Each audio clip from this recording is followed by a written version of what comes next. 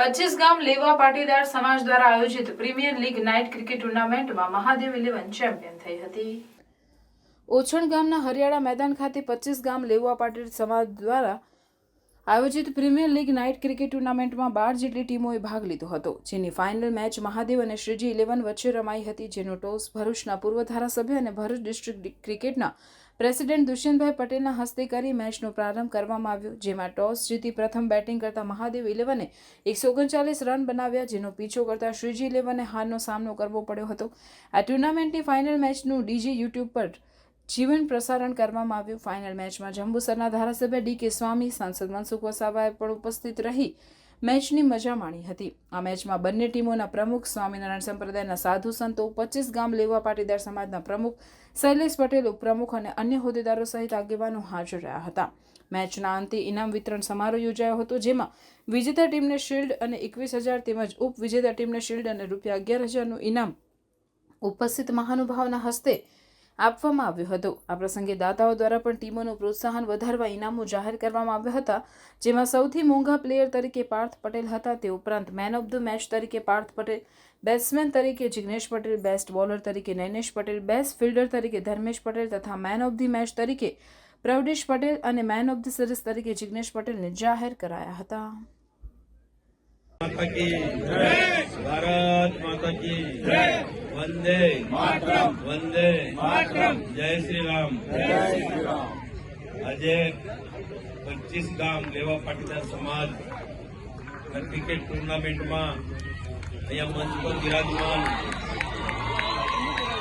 વિસ્તારના ધારાસભ્ય ડી.કે. સ્વામીજી, પૂર્વ ધારાસભ્ય ભરૂચના ભરૂચ ક્રિકેટ એસોસિએશનના પ્રમુખ આદરણીય શ્રી કિશનભાઈ પટેલ અને કરજણ વિધાનસભાના ખૂબ ઉત્સાહી જાગૃત ધારાસભ્ય ભાઈ શ્રી અક્ષયભાઈ પટેલ તથા મંચ પર બિરાજમાન પૂજ્ય પ્રોગ્રામથી પધારેલા સંતગણ તથા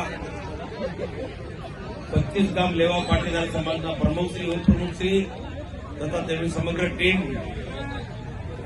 હું સૌપ્રથમ તો આ 25 ગામ લેવા પાટીદાર સમાજ ક્રિકેટ ટુર્નામેન્ટનું આયોજન કર્યું એ માટે તેમને ખૂબ ખૂબ શુભેચ્છા પાઠવું છું અને આ ટુર્નામેન્ટમાં ભાગ લેનારી તમામ ટીમોને પણ હું ખૂબ ખૂબ અભિનંદન આપું છું। ક્રિકેટ એ રમત આ એક બીજાને નજીકથી લાવવાના પ્રયત્નો થતા હોય છે, આત્મીય ભાવ વધે છે, સંબંધો કેળવાય છે અને વ્યક્તિમાં, યુવાનમાં પડેલી શક્તિને આ ખીલવા માટેનું રમત એક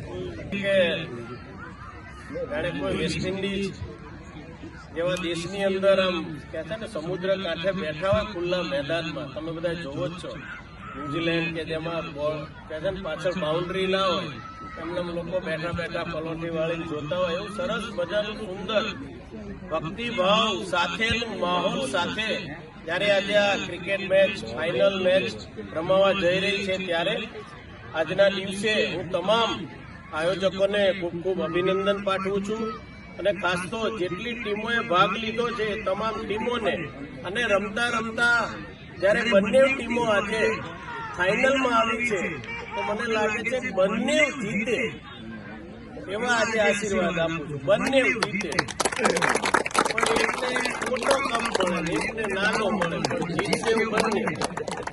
એક નાના 19-20 રહેશે, એમાં કઈ વધારે રહેશે નહીં, પણ સૌથી વધારે આયા જે આનંદ મળવાનો છે, આયા જે ખેલદિલી મળવાની છે, આયા જે સમુદાયમાં સમયની સાથે રહીને જે આનંદ મળવાનો છે એ બીજે ક્યાંય મળવાનો નથી। એવી સરસ મજાની જયારે ભાવના, જયારે તાદૃશ્ય થઈ છે, પ્રગટ થઈ છે, ત્યારે વધુ સમય ન લેતા આ તમામ ખેલાડીઓએ જેણે જેણે ભાગ લીધો છે અત્યારે જે રમવા જઈ રહ્યા છે એની પર સદૈવ ભગવાન રામચંદ્રજી, ભગવાન સ્વામિનારાયણ, સાળંગપુરવાસી હનુમાનજી મહારાજ અને માતાજીની, મહાદેવજીની સદૈવ કૃપા વરસતી રહે એવી પ્રાર્થના સહ આ વિસ્તારની અંદર આવા સરસ ને સરસ આયોજન થતા રહે। અને ખાસ તો દુષ્યંતભાઈ અતિ વ્યસ્ત હોવાને કારણે આજે જયારે અહીં પધાર્યા છે ત્યારે પણ હું આ વિસ્તાર વતી એમનો પણ હું ખૂબ ખૂબ આભાર માનું છું અને છોકરાથી જેમનો પધાર્યા છે એમને પણ હું ખૂબ ખૂબ આભાર માનું છું. સરસ મજાના માહોલમાં આ મેચ રમાશે અને બંને જીતશે. ગુજરાત જીતેગા, ભારત ભી જીતશે અને આપણે બધા આ મેચ જીતવાના છીએ. અને 25 ગામ પાટીદાર સમાજના બધા જ લોકો આ મેચ જીતવાના છે. કોઈ આગળ હારવાનું નથી. આનંદ કરવાનો છે અને જે ઇનામ વિતરણ થાય કે જે અહીંથી ટ્રોફી આપવામાં આવે